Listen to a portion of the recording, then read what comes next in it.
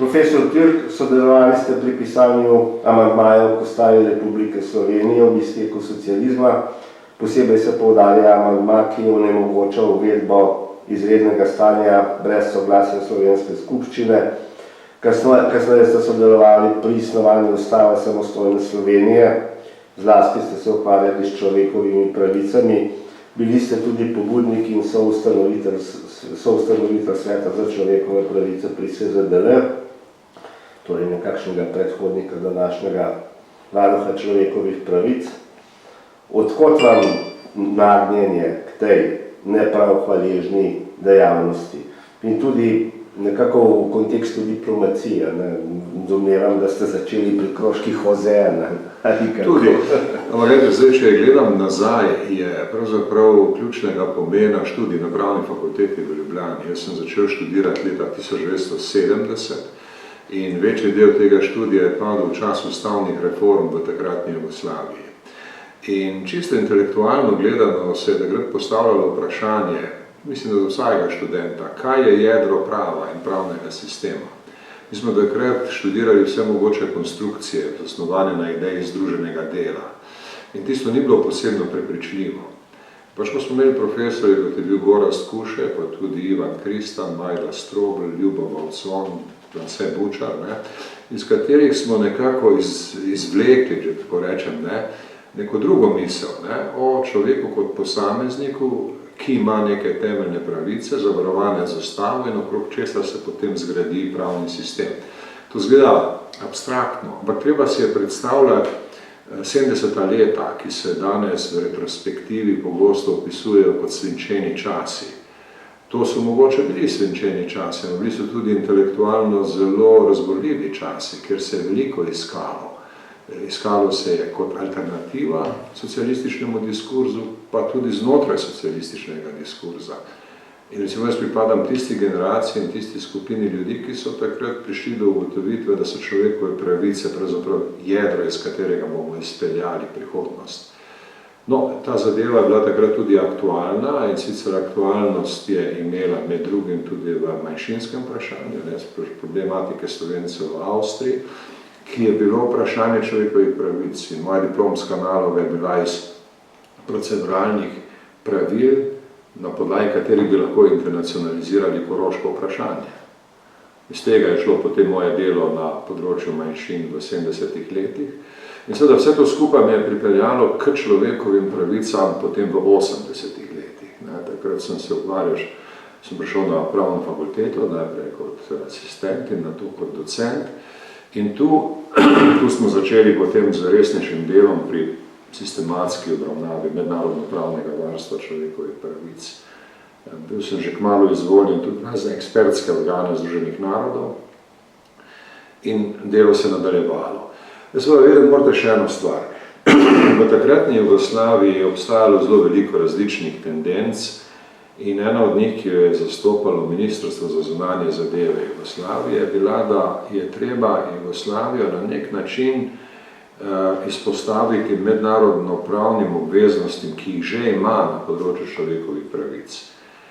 Mi smo v tem videli neko resno priložnost za politično stabilizacijo, reforme, pozitivne spremembe in take reči. No, kasnejši razvoj je pokazal, da je to bila iluzija, to je treba priznati, ampak ta tendenca je bila močna in imel sem veliko prijateljev, kolegov po celi Jugoslaviji, kjer smo se človekovimi pravicami ukvarjali čisto tako, stališča priprave alternativ za prihodnost Jugoslavije. In potem smo bili tudi angažirani v različnih organih na področju človekovih pravic v Združenih narodih. In tako se je vse skupaj začelo. Potem so 80. leta prinesla velike spremembe in o tem je seveda vredno nekaj več povedati. No, sej to sem vas hotel vprašati, ker 80. so pač nek prehod pravzaprav med tem še dokaj avtoritarnim sistemom, ki pa se vendarle preizprašuje, in današnjo Slovenijo. Kje vidite v tem kontekstu 80. leta? So nas pripeljale do sem, kjer smo danes, oziroma je danes uresničeno tisto, kar ste si takrat predstavljali? No, to sta dve različni vprašanji. Prva stvar je ta, V 80-ih letih je ideja človekovih pravic globalno pridobila veliki transformacijski potencial. Postala je politično atraktivna. Postala je nekaj, iz česar se je izpeljalo politične spremembe. Ne? In ključna prekretnica je bila izvolitev Mihaila Gorbačova za šefa partije in kasneje predsednika Sovjetske zveze in njegova perestrojka, glasnost in vse to. Ne. Vse stvari so nastajale že prej skozi celo vrsto aktivnosti, tako v Združenih narodih kot drugod, recimo okrog Čila, okrog latinsko-ameriških situacij in tako naprej. Človekove pravice so postopoma dobivale eno energijo, ki je transformirala svet. In v 80-ih letih je to dobilo izjemno velik pospešek in je spreminjalo stvari povsod. V vzhodni Evropi, v Latinski Ameriki, na koncu v Južni Afriki. Ne. Posod so človekove pravice postale politični motivator, politična parola, politično geslo sprememb. Tudi pri nas, recimo, potem, ko se je v primeru sojenja četverici, ne, je JBTZ formiral odbor, ne, je bil sprva to odbor za pravice obtoženih. Potem pa nenadoma se je preimenoval v odbor za varstvo človekovih pravic, ker so človekove pravice medtem že postale tako izjemno močno politično sredstvo. To prej niso bile, ampak ta 80. leta so pravzaprav z vsemi postopnimi političnimi spremembami ustvarile ozračje, možnost, ne, da človekove pravice ta svoj transformacijski potencial doživijo. Ne, vsi tisti, ki smo se prej 20 let ukvarjali človekove pravice, smo nenadoma postali zelo aktualni ljudje, ne, ker nenadoma se je to začelo spraševati, dobro, kako pa, kje pa so problemi, katere stvari je treba nasloviti, kdaj in kako in tako naprej. Slovenija je celo to svojo tranzicijo izpeljala zelo postopoma. Ne? Slovenija je bila država in je še država, ki ni marala sunkovitih, velikih preobratov. Mi nismo šli recimo na ta model, ki je bil za recimo na Poljsko, pa vzhodne evropske države značilen, za zelo drastične spremembe, ampak smo šli lepo postopoma. Ne? In recimo spomnim se v 80-ih letih prvo vprašanje, ki se je postavilo, kako razumemo nediskriminacijo. Ne? Jaz sem takrat v raznih člankih, ki sem jih pisal, tolmačil, mora biti tudi nediskriminacija na podlagi političnega mnenja. Tudi to mora biti vključeno do prepovedi diskriminacije. Potem je bilo vprašanje, ki je se zaostrilo osamosvajanje Slovenije, tam v letu 1989 in kasneje, ne? Kdo je suveren? Ne? In jaz sem zavzemal to stališče, tudi javno precej se je to videlo, da se lahko izredno stanje v Sloveniji uvede samo s soglasjem Skupščine Republike Slovenije. Zdaj, ta, ki lahko uvede izredno stanje, je suveren, ne? Ker pomeni, da lahko dotedanji red začasno ustavi in uvede nov red, ki je sicer začasno, ampak je njegov. Brez njegovega soglasja to ni možno. Seveda, v tistem času, ko se je to razpravljalo pri nas, sem bil član ene skupine v Združenih narodih, ki se je ukvarjala s tako imenovano, s problematiko izrednih stanj, ki so bila po svetu marsikje uvedena. In tam smo razvijali principe, kako se to lahko naredi, kako je treba to narediti po zakonodajni poti, kakšne omejitve človekovih pravic so dopustne, kako je treba zagotoviti pravočasno notifikacijo novega izrednega stanja na mednarodni ravni. To so takrat nove ideje, ne? Ampak so bile aktualne povsod in pri nas se mi je zdelo popolnoma naravno. Ne? V Sloveniji se je, kot veste, od leta 1988 govorilo veliko o nevarnosti, da bi zvezna oblast uvedla izredno stanje. Ne? So bili spiski narejeni, katere ljudi bi bilo treba zapreti v taki priliki in tako dalje. To se je vedelo, o tem se je razpravljalo. Ne? In zato je bila zelo logična navezava na to, kar se je v svetu nasploh govorilo o človekovih pravicah in izrednih razmerah. In seveda ključno vprašanje je bilo to, kdo jih lahko razglasi in kdo mora dati soglasje, da se lahko govori o legitimni razglasitvi izrednih razmer. Tako so nastale potem te ustavne razprave in seveda, jaz sem takrat v tistih letih, tam od 85. naprej, predvsej propagiral te ideje človekove pravice na pravni fakulteti v Ljubljani. Takrat smo recimo, sem hodil k profesorju Bovconu, njegov kabinet in sem ga prepričeval, da bi napravil nek svet za človekove pravice. In zanimivo je to, ne, ko so me tako z nevero spraševali, dobro, pa kako bi to izgledalo s neko, pogledajte si na primer jezikovno razsodišče. Ne, če se še spomnite jezikovnega razsodišča, ki je bilo takrat uvedeno ob, mislim, da vodilni vlogi Matjaža Kmecla. Ne. In izkazalo se je, da je nekaj, kar je na videz izgledalo kot neka čisto veliko jezikovno-terminološka komisija, ki ne razčiščuje nekakšne lingvistične probleme, ne, pravzaprav poseglo v zelo resna vprašanja politike. Ne. Govorite, v človekovih pravicah je že tako. Mi imamo vse to v ustavi in se jemlje kot samo po sebi umevno. Samo zdaj moramo zagotoviti interpretacijo, ki je času primerna in ki ščiti ljudi. In nihče ne more temu nasprotovati. Tako je nastala ideja tega, kar je poslej postalo Bovconov svet. Leta 1987 so te razprave na pravni fakulteti potekale. In potem je Ljubo Bovcon potreboval zelo veliko časa, da naredi tako, da bo ta svet resnično samostojen. Da ne bi bil recimo podvržen nekemu političnemu kadrovanju, politični kontroli, tega in onega. Bovcon je izkušen človek, on je vedel, kje tičijo pasti. Jaz recimo nisem bil toliko s tem obremenjen. Meni je bilo tako, dajmo, vključimo se v ta tok, ki je bil v svetu že tako zelo viden. In to smo potem tudi naredili in jaz mislim, da je ta svet odigral koristno vlogo. V zvezi s tem še dve vprašanje, da se potem ne vračamo. Ne. Ja. Eno zadeva je ta odnos do tega odbora za varstvo človekovih pravic.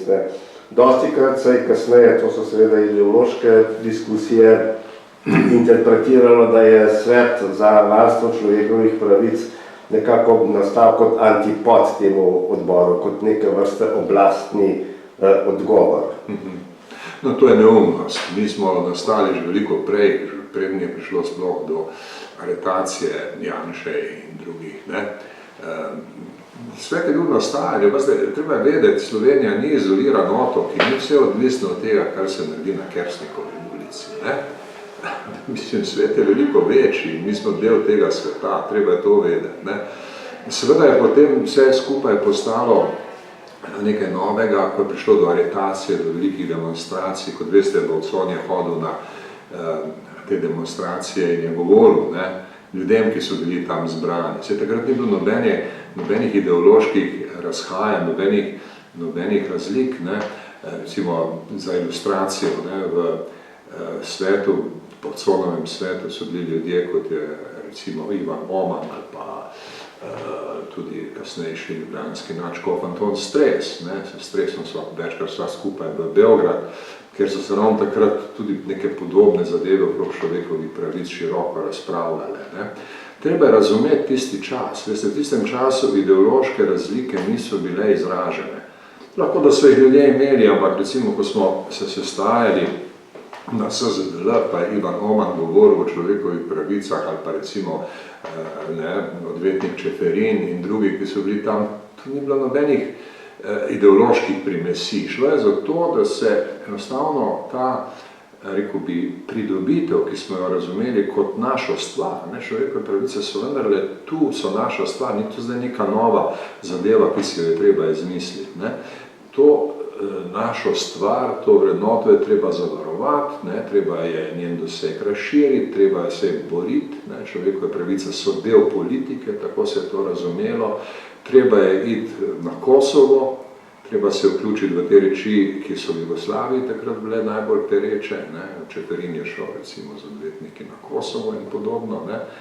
In, a veste, to govoriti, da je to bil nekakšen odgovor, je smešno, kajti odbor za človekove pravice se je v to preimenoval, potem, ko je že bil vzpostavljen kot prvič skupnost, ki brani te obtožene, to je seveda bilo kritično obdobje slovenske politike, in drugič kot jedro, iz katerega je šel strankarski pluralizem v Sloveniji. Saj v odboru so bili čisto vsi ljudje, ki so ustanavljali stranke. In to človekove pravice, veste, so zelo resen aspekt politike. V tistem trenutku so človekove pravice bile ime, iz katerega je nastal strankarski pluralizem. Realno nastal. Vse ideje so bile seveda že prej. Ampak ta realen prehod v strankarski pluralizem se je zgodil prav z Bavčarjevim odborom. Medtem ko v Balconovem svetu ni bilo nobenih takih interesov, tam ljudje niso hodili zato, ker bi imeli neke politične vizije, ampak smo hodili preprosto zato, da okrepimo varstvo človekovih pravic in naredimo človekove pravice ta transformacijski mehanizem, ki bo Slovenijo naredil boljšo in pravično. To je pa cela ideja.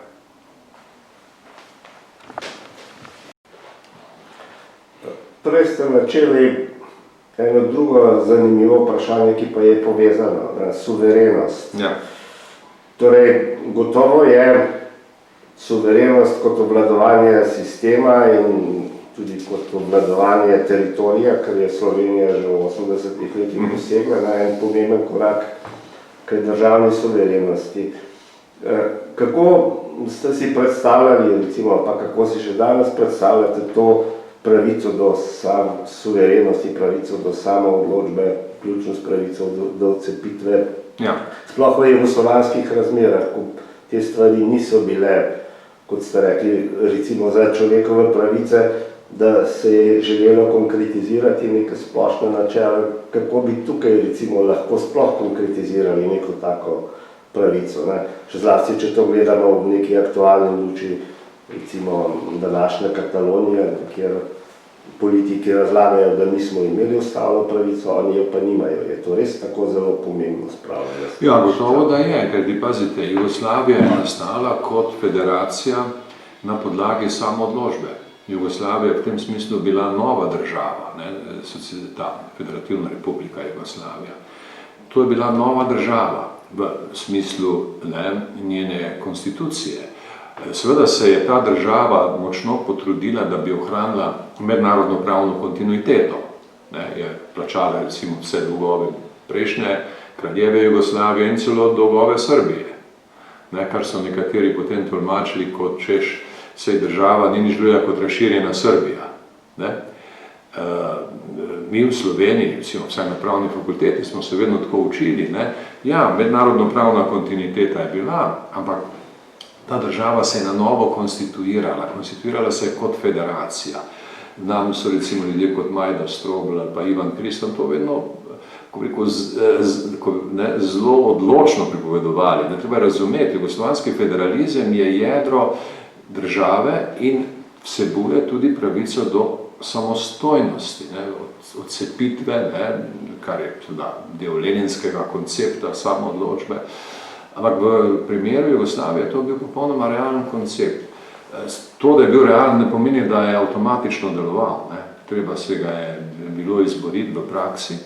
In tukaj je okrog suverenosti bilo veliko razprav, okrog katerih kolegi iz ustavnega prava vejo veliko več kot jaz. In seveda ljudje, ki so bili v politiki, poznajo nešteto odtenkov sive v tej razpravi, o tem, kako pravzaprav narediti iz samoodločbe kot ustavnega koncepta suverenost kot efektivno državnost. To je prehod. Zdaj, moje razumevanje in moja vloga v tem je bila specifična. Jaz sem profesor mednarodnega prava in sem v času, ko so se dogajale odločilne reči, poudarjal tisto, kar je v mednarodnem pravu najpomembnejše. In ta poudarek je bil efektivnost. To se je začelo okrog leta 1989, bilo je izrazito aktualno ob razpravi o plebiscitu. In jaz sem takrat kritiziral eno tezo, ki se je o plebiscitu pojavljala, češ nam bo neodvisnost padla v naročje kot zrela hruška. To je bila ta teza zrele hruške. Jaz sem to kritiziral, sem rekel, ne bo zrele hruške, to bo eno prizadevanje, za katero je treba biti pripravljen vojaško, finančno in diplomatsko. In sem o tem imel eno polemiko s Petrom Jambrekom v Delu, ki so mi mnogi zamerili še veliko kasneje, še leta 2007, ko sem kandidiral za predsednika republike, so nekateri zamerili, češ ta je bil pa proti osamosvojitvi. Jaz nisem bil proti osamosvojitvi, jaz sem kot profesor mednarodnega prava štel za svojo dolžnost, da povem, kako te stvari so. In te stvari so pač take, da se je treba za nje izboriti. Vam sama ustavna opredelitev, samo odločbe ne zagotavlja avtomatično državne suverenosti. No, drug vidik, ki je bil tudi takrat v tistih polemikah aktualni, je bil ta. Če se država, federacija transformira v bodisi, kot so takrat govorili, asimetrično federacijo ali pa v neko konfederacijo, ali se to lahko naredi tako, da bi bila vmes neka sekunda suverenosti, potem pa se države naslednice v naslednji sekundi dogovorijo za nek nov sistem. Ne? Se spomnite, to je bila ta teza. No, jaz sem govoril, da je to neumnost. In napisal tudi en članek, ki je šel z naslovom Nerealna sekunda suverenosti. Zdaj, takoj, ko bo suverenost dejansko efektivno vzpostavljena, je irreverzibilna. In potem bo treba popolnoma novo urejati vse odnose. To so bile teze, ki sem jih razlagal na podlagi pač vsega, kar vemo o mednarodnem pravu, študija podobnih ali pa drugačnih primerov. In jasno, vse to je takrat bilo tudi sporno. Veste, v življenju niso stvari nikoli črno-bele ali pa popolnoma kontrastno jasne. Vedno so neki odtenki sive. Ne? In jaz sem razumel, zakaj nekateri politiki, pa tudi pravni strokovnjaki govorijo o asimetrični federaciji, ne, da bi olajšali ta prehod. Ne. Vprašanje, koliko so oni verjeli v asimetrično federacijo, tega seveda ne vem, ker nisem psiholog. Ne. Kakšne so bile njihove intimne opredelitve, o čemer se včasih politično manipulira. Ne.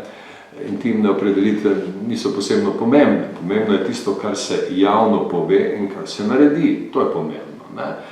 In jaz sem izključno na podlagi tega, kar se javno pove in javno naredi, zagovarjal tezo, da suverenost zahteva efektivno oblast, da Slovenija pogoje za to gotovo ima, in tu bi dal eno opombo pod črto, Katalonija je absolutno nima, ne? Slovenija pa jih je absolutno imela, poleg ustavne jasnosti, tudi dejansko jasnost. Mi smo država bili, mi smo imeli kompletno državno upravo v slovenščini, ko rečem, in v rokah, ne, slovenskih organov.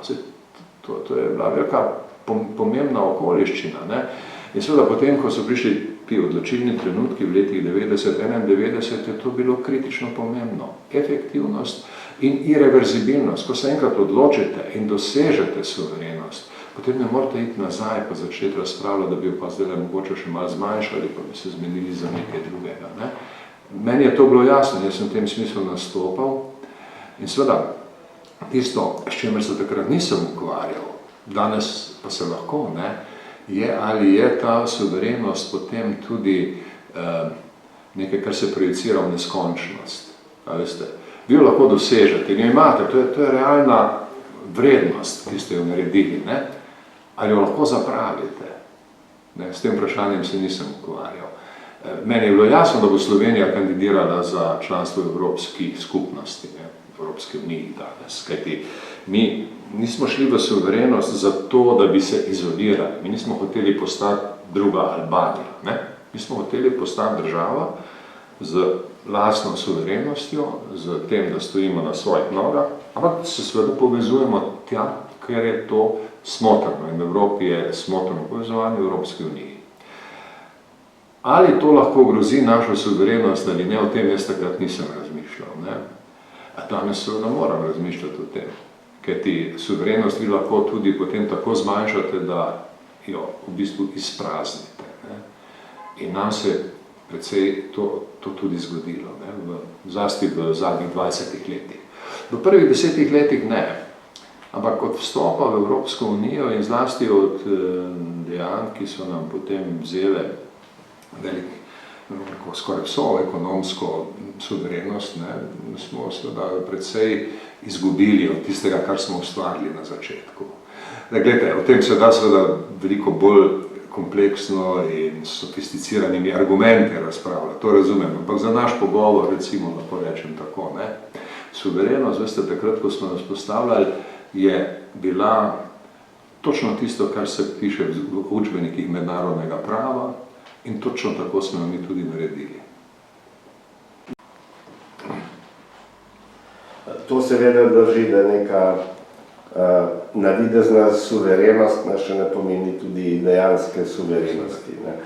Ampak kaj pa, če pogledamo to stališče Jugoslavije v mednarodnih odnosih, kaj pa je to pomenilo? Je bila recimo vojne, ki so sledile, so bile državljanska vojna po definiciji mednarodnega prava, ali so jih definirali drugače? Ja, gledajte, zdaj jaz bi rekel tako, ko je proces razpadanja Jugoslavije je bil dalj časa trajajoč proces in še ni končan. Še ni končan, tudi danes, po več kot 30 letih, če gledamo problematiko odnosov med Srbijo in Kosovom, to še ni čisto končana faza razpadanja Jugoslavije. In seveda v tem dolgotrajnem procesu razpadanja so se zgodile zelo različne stvari. Mene so klicali iz zunanjega ministrstva 27. junija 1991, ko so se tanki že kotalili iz Vrhnike proti Brniku, in so me vprašali, kaj naj dajo v svojo izjavo. Sem rekel, napišite, da je to akt agresije in da se izkazuje skozi nekaj, kar je masovni vojaški napad. Sem rekel, v angleščini s tem rečem massive armed attack. Potem so, ker smo to po telefonu počeli, so se nekaj v ministrstvu zmotili, pa so napisali massive air attack. Kar, dobro, ni bilo res, ampak zato je šlo. V tistem trenutku Slovenija je deklarirala svojo suverenost v času, ko jo je tudi dejansko imela. Ona je bila efektivno vzpostavljena država in tisto, kar se je naredilo proti njej, je bil akt agresije. To je bilo pri nas tako. V Bosni in Hercegovini približno ni bilo tako. Tam so bile notranje situacije precej bolj kompleksne in recimo, če gledamo leto 1992, ko je začelo prihajati do situacije vojaškega spopada v Bosni in Hercegovini, je bilo znotraj same Bosne in Hercegovine zelo velik del prebivalstva za lastno oboroženo močjo, ki je nasprotoval. To se ni bilo efektivne oblasti Bosne in Hercegovine nad celotnim območjem. In v tem vidiku je to bila neka vrsta državljanska vojna, če hočete. Pričemer morate vedeti tudi to, da pojma državljanska vojna mednarodno pravo ne pozna, to je politični pojem, državljanska vojna. V mednarodnem pravu imate vojno, ki ima mednarodne značilnosti in vojno, ki nima mednarodnih značilnosti. In za to, kar se dogajalo v Sloveniji, smo lahko trdili, to ima mednarodne značilnosti, kajti mi smo državo že vzpostavili. To je zdaj moj mednarodno-pravni pogled in jasno, da potem so se stvari dogajale skozi celo vrsto kompleksnih situacij na Hrvaškem, Bosni in Hercegovini in vsaka od teh situacij ima svoje specifične značilnosti. Čemu pa pripisujete dejstvo, da so zahodne države, tudi OZN, razdekleli in tako naprej, izrazito nasprotovali razpadu Jugoslavije? Ja, tu je bilo več faktorjev. Glejte, prvič, Jugoslavija je bila dolgo obdobje, po drugi svetovni vojni, faktor stabilnosti Evrope. In ideja, da lahko ta država razpade, je morala vzbujati zaskrbljenost.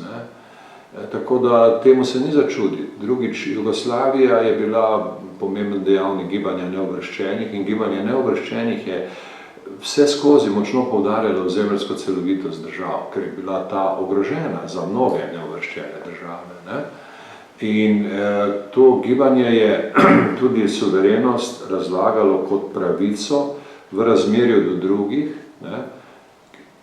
s katero se ščiti ozemeljska celovitost države. Ne kot odgovornost države, da skrbi za svoje prebivalstvo. To je bilo sekundarno za ogromno večino članstva v Združenih narodih takrat. Pérez de Cuéllar je bil generalni sekretar, ki je to postavil kot človek tretjega sveta. Zdaj, kljub temu, da je on bil perujski patrici, on je gospodski človek, študiral v Franciji, bil bolj doma v Parizu kot kjerkoli druge, je imel hkrati tudi rekel bi, to značilnost, da pripada na nek način tretjemu svetu in neovrščenim, in to je bil dodaten faktor. Tudi Združeni narodi v celoti so v tistem obdobju še gledali na vprašanje samoodločbe kot neko stvar preteklosti, češ to se je končalo z dekolonizacijo. Danes recimo vemo, da se te stvari niti približno niso končale z dekolonizacijo, da je pravzaprav fragmentacija sveta, ki se začela v 20. stoletju z razpadom velikih imperijev, ruskega, otomanskega, avstro-ogrskega, da se je potem nadaljevala z razpadom kolonialnih imperijev, pa se je nadaljevala z razpadom socialističnih federacij. In videli bomo, kakšne bodo naslednje oblike. Vi ne morete reči, da je zdaj nek proces zgodovinsko popolnoma zaključen. Takrat, 30 let nazaj, to razumevanje niti približno ni obstajalo. Tako da Pérez de Cuéllar je bil jasno, da del vsega tega. V Evropi pa seveda tudi nikomor ni ustrezal razpad Jugoslavije. Mislim, da ni bilo nobene zavestne politike, ki bi bila preračunana na uničenje Jugoslavije. Seveda so bile politične sile, ki jih to ni motilo, če še neka komunistična država razpade, ampak ni bilo pa, kolikor je meni znano, nobenega načrta, da je treba to državo uničiti. In poleg tega treba vedeti še nekaj, kar je za Slovence zelo pomembno. Slovenija v prvem trenutku ni bila obravnavana kot zaželena država. Jaz to vem, ker sem jo zastopal od prvega trenutka naprej, od julija 1991. In mi smo imeli zelo malo razumevanja za to slovensko državnost v prvem obdobju. Neka ameriška profesorica je to dobro opisala z izrazom, rekla, vi ste an inconvenient state, nekako ste neugodna država, ni nič zelo negativnega v tem, ampak nekako je to vse skupaj neko neugodno stanje povzročate. In seveda, manjkala je potem takem še pri politiki v Evropi tista intelektualna fleksibilnost, da bi hitro dojeli, ja dobro, zdaj pa je Jugoslavija res razpadla in moramo videti, kaj bomo naredili z naslednicami, kako se, to je bilo eno obdobje tavanja, eno obdobje nejasnosti in seveda treba se bilo boriti za priznanje, in potem tudi ne samo za formalno priznanje, ampak tudi za to, da se državo sprejme kot normalno, kot konstruktivno, kot nekaj, kot država, s katero normalno sodelujete. In to je bil proces. Je na primeru Jugoslavije prevladalo stališče, da so človekove pravice nad suverenostjo držav? Ne, mislim, da je bilo tukaj zelo malo razprave o človekovih pravicah, veste. Ko se je Slovenija osamosvajala, o človekovih pravicah ni bilo praktično nobenega govora. Takrat se ne spomnim, da jaz sem seveda bil takrat poletje 91. leta v Ženevi in smo govorili o vseh mogočih problemih človekovih pravic. Bil sem član nekega zanimivega foruma, ki se je imenoval Podkomisija za preprečevanje diskriminacije in zaščito manjšin, dolgo ime. Ampak to je bil v bistvu glavni ekspertski organ Komisije za človekove pravice, pravi jedro intelektualne razprave v Združenih narodih. In ta ideja, da je Slovenija an inconvenient state, je bila tam ravno tako doma kot kjerkoli druge. Človekove pravice niso igrale velike vloge. Med nevladnimi organizacijami da, ampak tudi tam, veste, tam Slovenije niso poznali. Slovenija ni bila ime države ali pa ime nekega območja, kjer se človekove pravice množično kršijo, pa je zato potem neka simpatija pri ljudeh, ki se zavzemajo za človekove pravice. Slovenija je morala še dokazovati, da smo mi v imenu človekovih pravic morali narediti, kar smo naredili. Tudi, da je pravzaprav jedro slovenske osamosvojitve skrb za človekove pravice. To je bila naša teza. To tezo je bilo treba razložiti. Te teze ni nihče na začetku sprejemal. Jaz sem o tem govoril recimo julija 1991 sem se v Ženevi sestal s Catherine Lalimière, ki je bila takrat generalna sekretarka Sveta Evrope. Z njo je po telefonu večkrat govoril Janez Drnovšek, takrat, ko da ona je bila nekako pozorjena na to. Drnovška je imala resno, ker je bil neposredno predtem predsednik predsedstva Jugoslavije in potem je poslušala tudi mene kot profesorja. In smo se o tem pogovarjali in ona je bila med politiki v Evropi med najbolj fleksibilnimi, tako mentalno fleksibilnimi. Ja, seveda, razumem, ne? To, kar dela Zvezdna vojska do Slovenije, je nasilje in jaz ne verjamem, da je to neka avantura, kar se je v Sloveniji zgodilo. Verjamem, da so razlogi za vašo osamosvojitev globli, ne? Ona je bila naklonjena, ona je imela to mentalno fleksibilnost in rekel bi, bila je odprtega uma in duha, je bila pripravljena sprejeti naš argument. Ne? Mnogi pa tega niso bili pripravljeni sprejeti v tistem času. Jaz sem takrat napisal tudi en članek za International Herald Tribune, kjer sem razlagal, gledajte, Slovenija ima efektivno oblast, ima legitimnost, ker se zavzema za človekove pravice, to zagotavlja na svojem ozemlju in tako naprej. Treba jo je ločiti od Hrvaške, kjer bodo problemi veliko večji, glede na veliko srbsko manjšino in intenzivnost intenzivnost konflikta, ki nastaja. Ne? To sem objavil 12. julija 1991. Ne? In seveda naslov, ki so ga dali v uredništvu International Herald Tribune, je bil tipičen. Ne? Jugoslavia do not think to put it together again. Za meni je bilo atraktivno to, Jugoslavija res razpada. To je bilo tisto, kar je ljudi res takrat šokirano in to je tisto, kar je ljudi zanimalo. In seveda razmišljati o človekovih pravicah v kontekstu Slovenije še ni bilo mogoče. Drugače je bilo seveda kasneje, ko je prišlo do etničnega čiščenja v Bosni in Hercegovini. Takrat pa seveda človekove pravice stopijo v ospredje. Takrat je Tadeusz Mazowiecki, ki je bil poslanec za človekove pravice, posebni poročevalec za človekove pravice, on je z veliko, rekel bi, konceptualno jasnostjo, pa tudi prepričljivostjo argumenta pojasnil, zakaj so človekove pravice centralno vprašanje. Ampak to je bilo tam leta 1993-1994. Jaz sem z Mazoveckem enkrat govoril v New Yorku, takrat v tistem času, ko vam pisal svoje poročila in smo se hitro zelo dobro razumeli. Moram reči, z nekaterimi Poljaki se je dalo sjajno pogovarjati, z Geremekom, z Mazoveckim, z Buzekom, z te prve skupnosti. Večkrat sem ostale prilike. In ko smo se takole pogovarjala tam v enem salonu Združenih narodih v New Yorku, mislim, to bilo leta 1993, mi nekaj sredi pogovora mi pravi, Mazovecki pravi, veleposlanik, dajte mi vi nekaj povedati. Jaz tu hodim po različnih uradih v Združenih narodih, pa sestavim se z različnimi misijami in vsi se z mano pogovarjajo, kot da bi jaz bil kandidat za neko funkcijo v Združenih narodih. Ne? Vsi so nekam tako previdni in sprašujejo tako, da mi dajo možnost, da bi nekako sebe promoviral kot kandidata. Jaz imam nobenih idej, da bi bil kandidat. Jaz hočem samo doseči, da bi se razumelo, da se v Bosni resnično grozovito kršijo človekove pravice, da mora nekdo nekaj narediti glede tega, da ne zadošča verbalna ta hand-wringing, da ne zadošča to, da vijemo roke, kar naprej.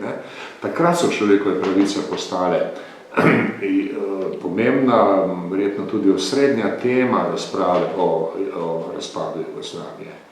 V času, ko smo se mi osamosvojili, pa še niso bile. Slovenijo in Bosno je še Hrvaška. Ja. Kaj mislite, da je prevladala v njeno korist, da ta vaša teza, ne samo vaša, tudi sicer pogosta teza, da gre za dva različna primera, ni prevladala? Pa še na začetku ni mogla prevladati, ker tudi ni bilo pravega razumevanja. Se spomnim, ko smo hodili na Haško konferenco, mirovno, torej konferenco Jugoslavije, tam septembra, oktobra 1991, smo se pogovarjali v delegaciji, Dimitrij Rupel, ki je bil takrat zunanji minister, je bil, mi moramo dokazati, da Slovenija in Hrvaška nista siamska dvojčka. Seveda, mi to vsi vemo in bomo to dokazovali, kolikor se je dalo. Vprašanje je, koliko nas bodo razumeli in koliko nas bodo sprejeli. Kot veste, jaz sem to tezo postavil že v International Herald Tribune 12. julija. To je bila za Slovenijo seveda zelo pomembna teza, da ne postanemo žrtev komplikacij, za katere smo vedeli, da se bodo zgodile na Hrvaškem. Zdaj, jaz mislim, da je treba tukaj v analizi celotne politične in diplomatske zgodovine tistega obdobja upoštevati nekaj stvari, ki bi zahtevali jasnejšo interpretacijo. Mislim, da je Brionska izjava bila zelo pomemben korak v to smer. Ker Brionska deklaracija je bila pravzaprav akt, to je bil akt o premirju, ki je bil za Slovenijo zrelostni izpit. Veste, v Združenih narodih se ve, premirja ponovadi zelo hitro razpadajo. In zelo hitro se potem začne obtoževanje. Na eni strani imate eno stranko, ki v konfliktu, ki nima popolne kontrole nad vsemi svojimi oboroženimi silami, začne se nek lokalni špetir, neko puškarjenje, iz česar potem pride do tega, da razpade premirje. To se zelo, zelo pogosto dogaja.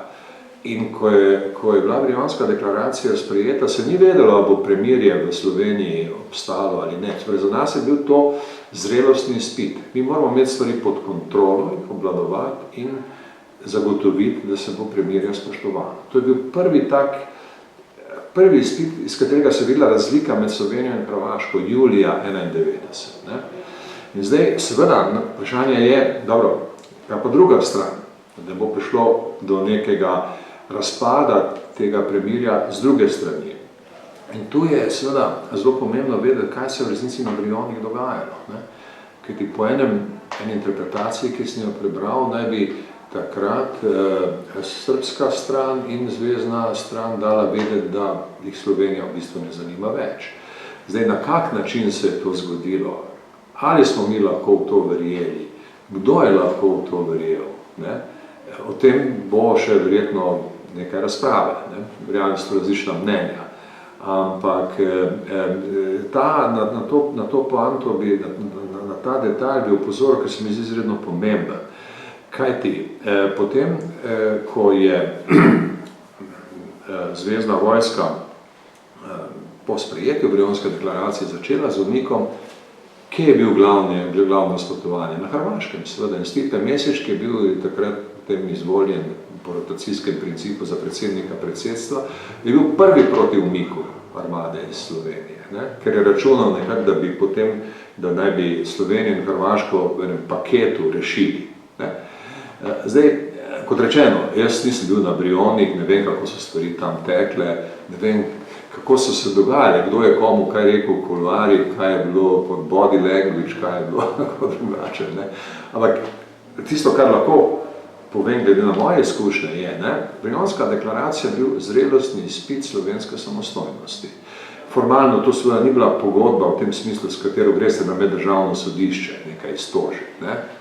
To ni take vrste pogodba. Ampak je pa kot sporazum, s katerim so bile ustavljene vojaške dejavnosti, bila izjemno pomembna, da je Slovenija skozi njeno uresničevanje pokazala, gledajte, mi dejansko efektivnost ne samo imamo, ampak jo tudi izredno odgovorno upravljamo. In to je potem ustvarilo tisto energijo, ki je pomagala, da smo razmeroma hitro prišli ven. Je pa jasno, da moralo biti tudi na strani zvezne vojske in Srbije dovolj, ko bi rekel, ena kritična masa razumevanja, da nima nobenega smisla nadaljevati vojno v Sloveniji. Ampak to je potem že druga zgodba, ki pa jaz ne poznam, ne vem, kako točno so stvari tam izgledale. No, tudi v Sloveniji smo hodili po zelo tankem ledu, z neizpustitvijo oficirjev in s podobnimi zadevami, da bi to zelo hitro zapravili. Seveda. No, jaz sem takrat, ko se je to dogajalo julija in mogoče še avgusta 1991, bil v Ženevi in sem obiskoval tudi Mednarodni komitej Rdečega križa. In jih poskušal prepričevati, da mi potrebujemo nekaj časa, da pravzaprav se spoštuje to ravnanje z ujetniki po v skladu z Ženevsko konvencijo o vojnih ujetnikih in tako dalje. Ne. In seveda, stvari pri nas so bile, jasno, da tudi negotove, ne. To je vojna, vojni pa tudi ni, tako bi rekel, da sem natančno vedel, vojna vsebuje vedno eno količino megle, ne, kot pravijo spet Američani, the fog of war. Ne.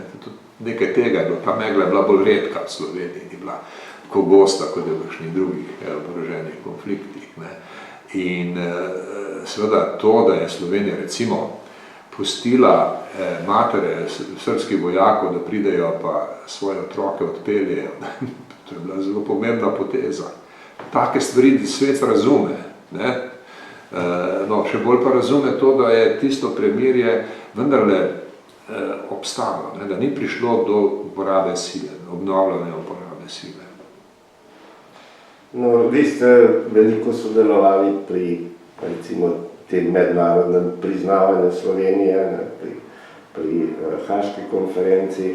Kakšno vlogo je tukaj imela Badinterjeva komisija? Vi zelo dobro poznate ozadje, kako je sploh nastala, kakšne so bile potem debate v nadaljevanju na tej Haški konferenciji.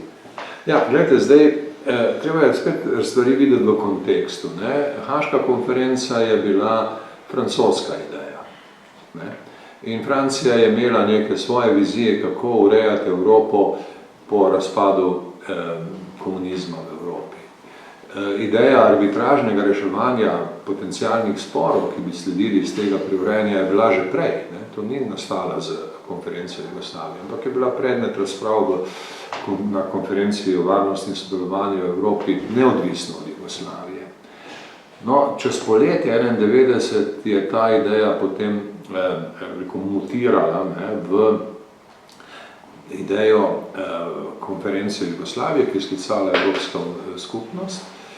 In seveda ta konferenca je bila za Slovenijo zelo dobrodošla zadeva, ker smo tam prišli prvič v položaj, v katerem smo bili obravnavani kot stranka v pogajanjih. In prvo srečanje smo imeli v Hagu z večerjo v palači sodišča, meddržavnega sodišča. In tisto je delovalo zelo, kako bi rekel, svečano in formalno. In so bile delegacije republik, zvezdna delegacija, bil je Lord Carrington tam in tako naprej. Hočem reči, za Slovenijo je to bil en zelo pozitiven korak. Sveda, treba je vedeti, mi smo takrat bili vsi v nestrpnem pričakovanju priznanja in zadeva, situacija je bila nervozna. Ni tako, da smo zdaj čutili veliko olajšanje, ampak vendarle se je to na vse načine videlo in tudi ti zunanji znaki so bili že taki, da smo videli, gledajte, prej ali kasneje bo to pripeljalo do priznanja, samo kdaj bo tist prej ali kasneje nismo mogli vedeti. Ne? In tako smo se začeli pogajati, Carrington je naredil en plan, različna vprašanja je določil, cela zadeva je predvsej neformalno tekla. Ne? In en del tega plana je bila tudi arbitražna komisija, ki je vodil Badinter, v kateri pa se na samem začetku ni veliko govorilo. Ne? Zanimivo je to, ne, Badinter je bil v Evropi takrat znan zlasti kot ustavni sodnik Francije, ne, in predtem pravosodni minister, ki je dosegel ukinitev smrtne kazne v Franciji v 80-ih letih. Ne. In je imel velik ugled človekove pravice in seveda kazensko pravo zlasti. Medtem ko v zadevah ustavnega prava in mednarodnega prava pa ni bil znan, on ni imel s tem nobenega opravka. Ne. In zato v Sloveniji nismo mogli biti posebno navdušeni nad tem, da je on postal predsednik arbitražne komisije. Ne. Nismo vedeli, kako bo. Ne. Ko sem pisal tale memorandum v novembru, je tam v mojem osnutku polno nekih takih zaščitnih odstavkov, kjer govorimo o tem, ja, pa to je samo posvetovalno mnenje, mi si pridržujemo pravico. No, to so potem črtali, da ne bi izgledalo preveč nezaupljivo do Badinterjeve arbitraže. Ne. Ampak hočem reči, ne, mi nismo imeli polnega zaupanja takrat. Potem pa so se seveda zgodile mnoge stvari, ki so to zaupanje vzpostavili in tu je zdaj poleg vsega, kar je že znanega v dokumentih, mogoče treba dve taki bolj zabavni zgodbi povedati. Ne. Že poleti 91. leta sem o tem govoril z kolegom, ki je bil član Komisije za mednarodno pravo, profesor iz Pariza, Alain Pelé, ki je mnogo let kasneje bil naš agent oziroma naš advokat v sporu s Hrvaško pred arbitražo o meji med Slovenijo in Hrvaško. Alain Pelé je bil takrat kot moj kolega, približno moje starosti, in sva se srečevala v Ženevi, v Palači Združenih narodov. On je bil na zasedanjih Komisije za mednarodno pravo, jaz na zasedanjih svojih podkomisije za človekove pravice. In sva rekla, dobro, dajmo eno nedeljo se stati družinsko, pa se bomo vsem skupaj še pogovarjali. Potem sva šla, sem natovoril v avto ženo in hčer in smo se peljali iz švicarskega dela okrog na francoski del Ženevskega jezera. On je imel tam eno hišo najeto v jezeru in prišli smo na 11. dopoldan k njemu. Potem se je razvila tam ena taka klasična patriarhalna situacija. Otroci so šli čofotati v jezero, ženske so šle pogledati, kako bo s kosilom. Midva z Alainem Peléjem sva razgrnila en Le Monde, ki je objavljen na velik zemljevid Jugoslavije in naslednic in tako naprej. In njega je takrat najbolj zanimalo, kaj se bo zgodilo med Slovenijo in... On je mislil tako, da Slovenija in Hrvaška pravzaprav obe skupaj predstavljata neko količino, ki bi lahko bila država. Vi ste neka majhni za to. Smo dokazovali, da nismo. Da smo čisto dovolj samostojni in dovolj veliki. Dobro, pa kako pa je to z mejami med vami? To ni velika stvar. To bomo mi s pogajanji rešili v najkrajšem času. Se nimamo nobenih zgodovinske prtljage. On mi rekel, veš kaj, ti se motiš, vi boste tukaj imeli velike težave in boste rabili arbitražo. Smo rekel, jaz mislim, da ne bomo rabili nobene arbitraže, da bomo to uredili tako. Potem je Badinterjeva komisija in te Badinterjevi komisiji so sprejeli naš argument, da država ključnega pomena je bilo to je bilo potem 3 mesece kasneje, konec oktobra, je, kot veste, Srbija zahtevala mnenje arbitražne komisije o stanju Jugoslavije in na veliko presenečenje Srbov je Badinterjeva arbitraža ocenila, da je država v stanju razpadanja. In da bo treba odnose na nov način urediti. To je bil za nas ključni prodor, ker seveda vse od takrat naprej je bilo vprašanje, kako urediti te odnose med državami in naslednicami. Ne ali bo sukcesija ali ne bo, ampak kako bo. In seveda po tistem se mi je Alain Pelé oglasil po telefonu in rekel, veš kaj, zdaj svetujem Badinterju, pa rabim nekaj informacij, nekaj, ne razumemo čisto dobro vašega pravnega sistema in tako naprej. Kako je recimo, če grejo podjetja v stečaj, kam gre stečajna masa glede na teritorije republike. Jaz sem takrat zvedel, da je on potem bil kot mednarodni pravnik svetovalec Badinterja in takrat je tudi seveda ta teza o razpadu dobila končno podobo in kar je še pomembneje, meje so bile, torej princip za določanje meja je bil narejen na podlagi koncepta uti possidetis, ki je v bistvu v mednarodnem pravu starejši princip, uveljavljen v Latinski Ameriki v 19. stoletju, vendar na Versajski mirovni konferenci ni bil uveljavljen. Na Versajski mirovni konferenci so bile etnične meje, geografske meje in podobne zadeve. Tu so bili drugi principi, ne pa uti possidetis. Ker je tudi Avstro-Ogrska ni imela tako jasnih meja, da bi to bil lahko funkcionalni princip. So bile čisto druge okoliščine in zato v Evropi princip uti possidetis ni veljal. Ampak potem se je ta princip prvotno uveljavljen v Latinski Ameriki in kasneje tudi v Afriki prenesel v evropski prostor po razpadu socialističnih federacij.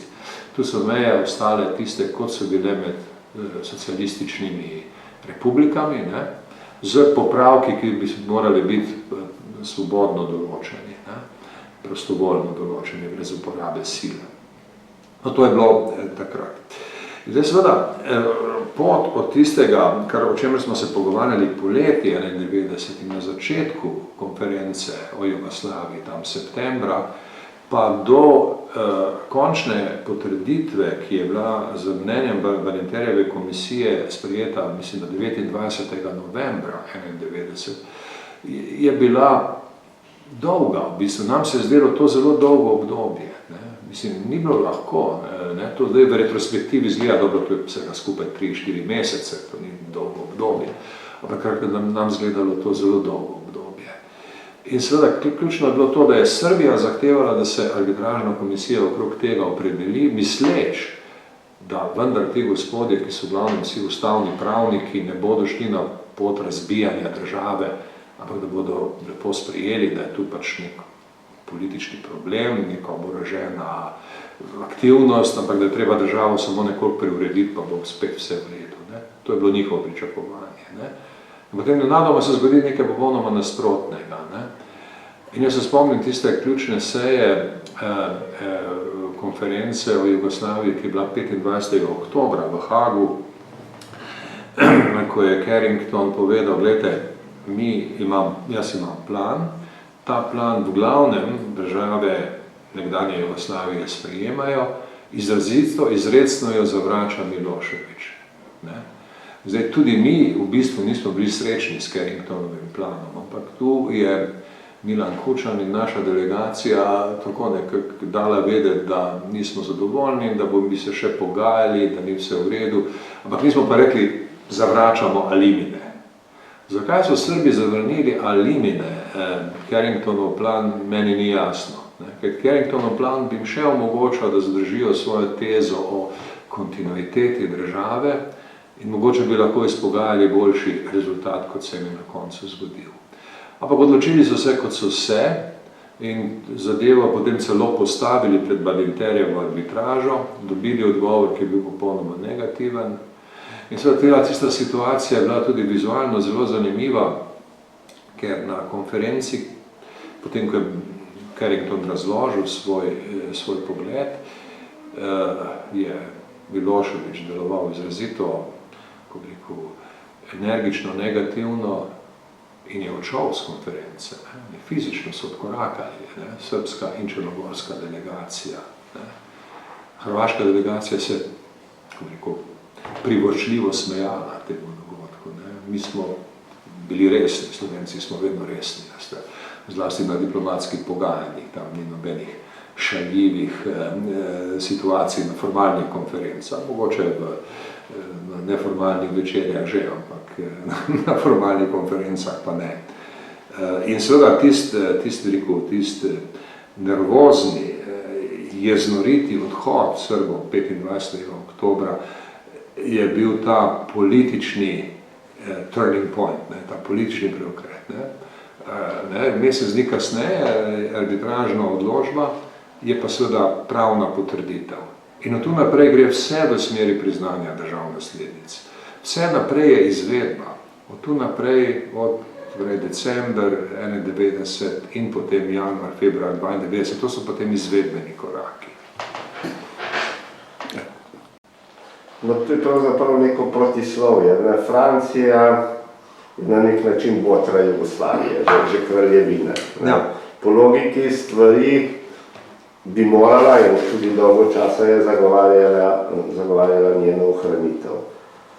Na drugi strani je Nemčija, ki pa si je izrazito prizadevala v tem obdobju za samostojnost Slovenije in Hrvaške. Ja.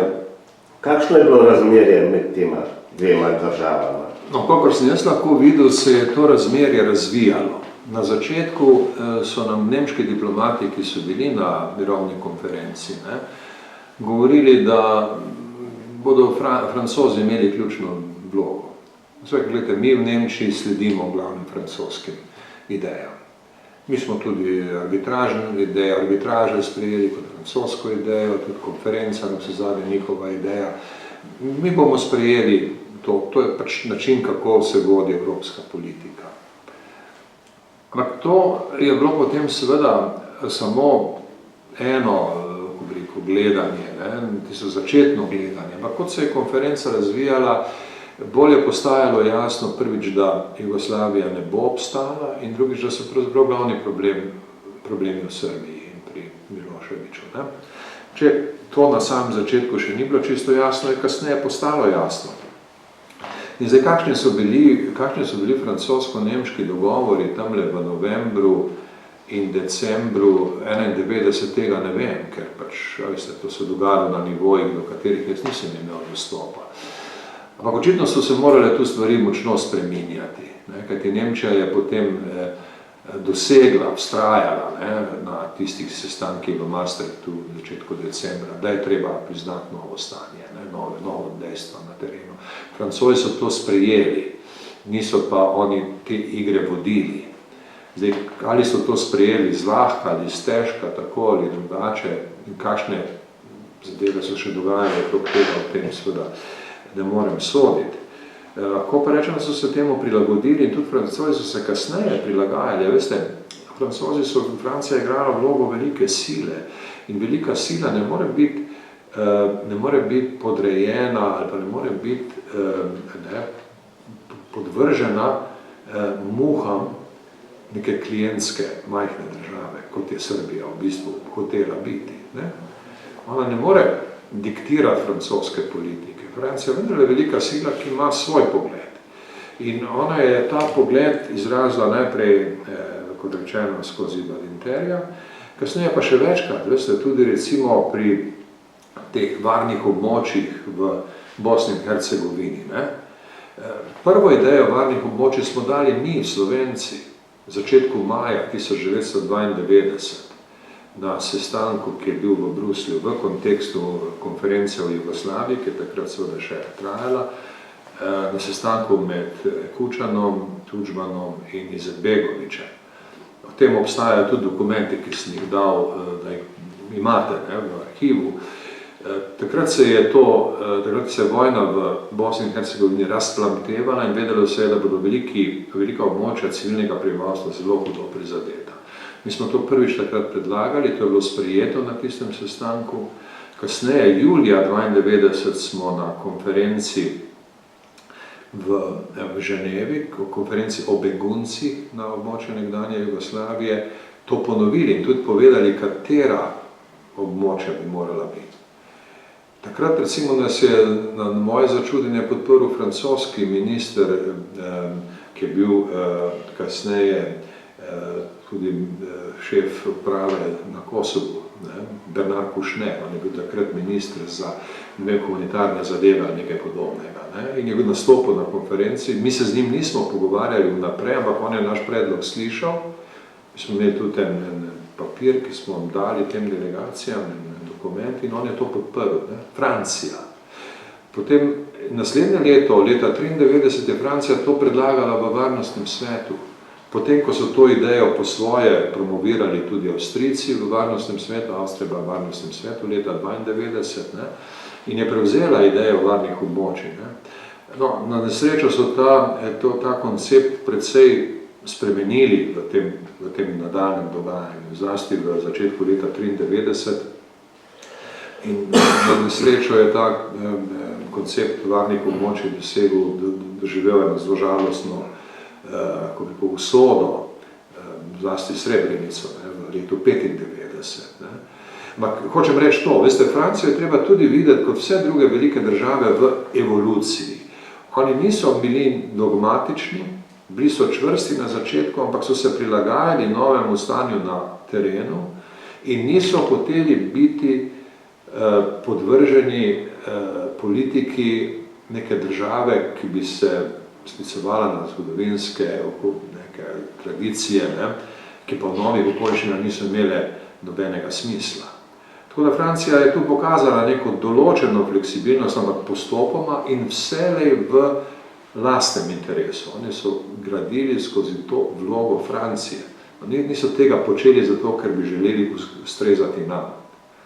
Ampak vloga Francije. Zdaj tu imam še eno tako zabavno izkušnjo.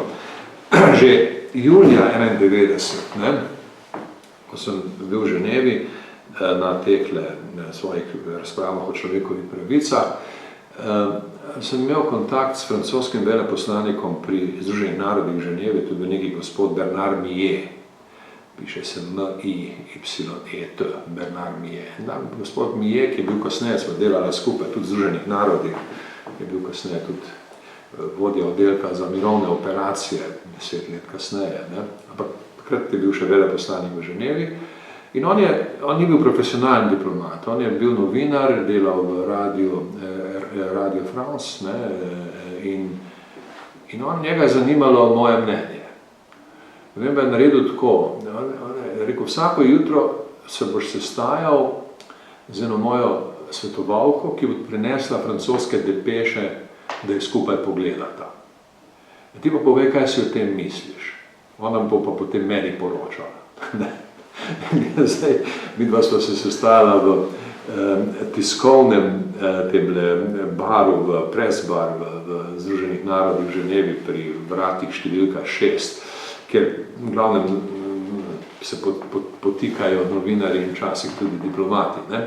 Jaz takrat nisem imel nobenega formalnega statusa, sem pa imel dostop kot ekspert Združenih narodov do vseh prostorov, ampak tisti je bil nekako najprijetnejši, in so vsako jutro pila kavo tam in ona mi je dala te depeše, jaz sem to bral in sem videl, kako francoska diplomacija poskuša vendarle dojeti, kaj se v Jugoslaviji dogaja. Ni tako, da bi iz njihovega poročanja iz Beograda ali pa od drugod lahko razbral, češ mi vemo, kako je in zdaj v resnico prilagajamo našemu gledanju.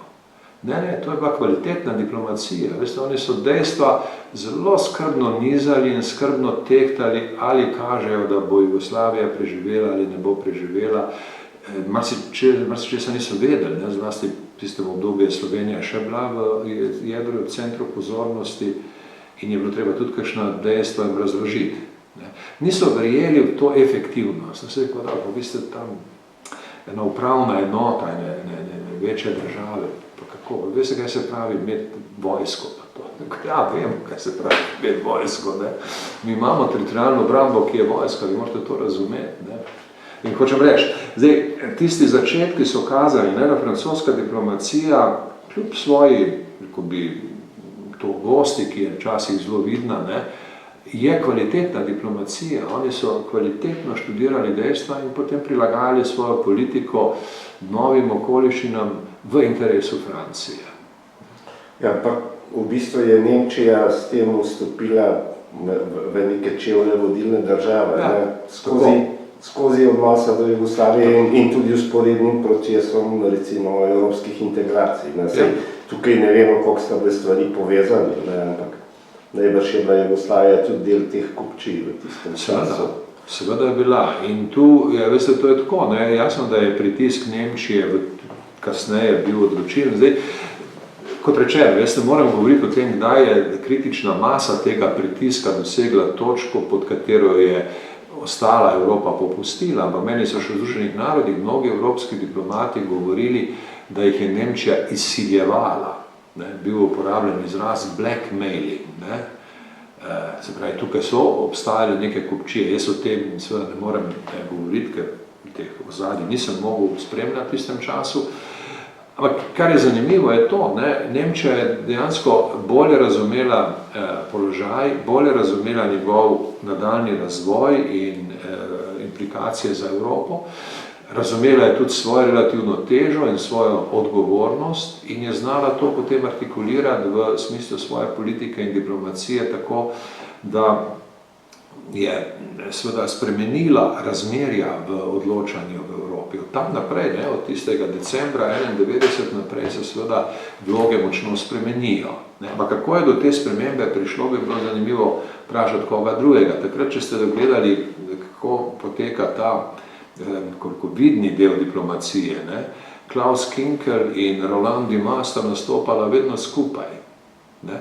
In Klaus Kinkel nikoli ni deloval kot človek, ki je nekaj vsilil Dumaju. Ne? Znal je delovati precej skromno, ne? V teh nastopih skupnih. Ne? Vedno je šlo na to, da je to skupno francosko-nemško prizadevanje. In recimo Roland Dumas, ki je bil pa tako kot mnogi Francozi bolj nagnjen k bolj takim pompoznim izjavam, ne, je tudi znal reči na kakšnem teh sestankov. Poglejte si, kako midva z mojim kolegom Kinklom lepo sodelujeva, kako ne boste vi, Srbi in Hrvati, ki ste pa vendar živeli v skupni državi. Ne? Mi smo se počasi vojskovali in tako naprej. Skratka, te, zgodovinsko težke primerjave so prihajale od Francozov. Nemci so bili veliko bolj zadržani v svojem javnem nastopanju. Ne? Ampak seveda njihova teža je bila velika in je prevladala. Ena od tez je, ne vem, če ste jo slišali, brali, da je pravzaprav šlo za dogovor med Mitterrandom, ki je hotel bolj socialno Evropo, v primerjavi z Nemci, ki so hoteli bolj liberalno, in da je tukaj, ker ta procesa sta se na neki točki srečala, sredski sporazum in pač priznavanje bivših držav, da je tukaj prišlo do neke, recimo temu, kupčije. Se pravi, več socialne Evrope, strani socialistične Francije, za priznanje teh državic, ki sta bili pri srcu Nemčiji in tudi v ozadju Vatikanu. Ja, veste, zdaj, če bi govoril kot diplomat, bi vas opozoril, da ne uporabljate izraza kupčija. Rekel, lahko da je prišlo do konvergence, do konvergence v gledanjih. Ampak tisto, kar je treba razumeti, je to, veste, da se stvari, tako bi rekel, dogajajo v procesu. Tisto, kar je bilo včeraj, res ni nujno danes res. Tisto, kar je včeraj veljalo za kulturo odnosov med Nemčijo in Francijo, ni nujno, da je bilo teden dni kasneje enako. Tu so se stvari spreminjale.